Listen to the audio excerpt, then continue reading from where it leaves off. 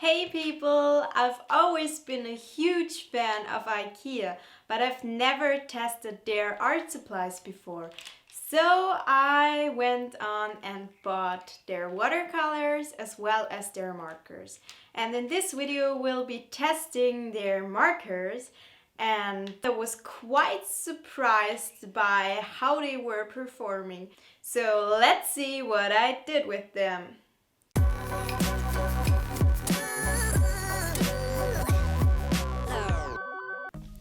Since those are water-based markers, I decided to do something where I could really use the texture of those, because compared to alcohol markers, it's quite hard to lay them down very smoothly in one layer without any streaks. So I was thinking about what I wanted to do with it. A portrait of a person would have been quite hard. It would be doable, but it would be quite hard. And what kind of animal is more colorful than a chameleon? Well, most chameleons aren't that colorful all of the time, but I really wanted to use all the markers and all the colors to see how vibrant they are and how well I could mix them together.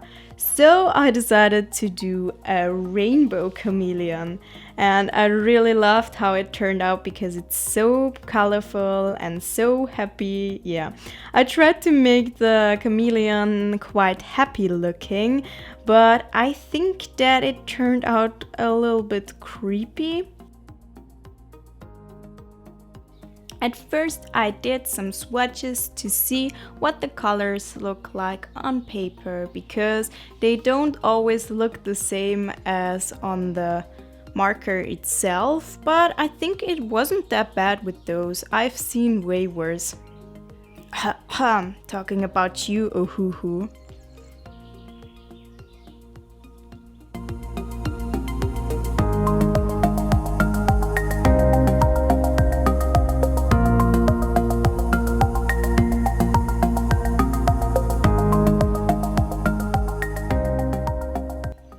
Those dots took quite some time, but it wasn't that bad, so it didn't take as long as I thought.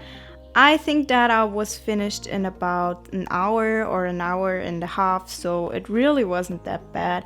It's not that detailed, although that technique added a lot of fun texture. And I really love how this suits a chameleon. I don't know if you could do this technique on any other animal or any other thing, maybe on flowers or abstract pieces. I don't know, you could maybe use it on hair. So I can't really tell on how nice those markers are for portraits.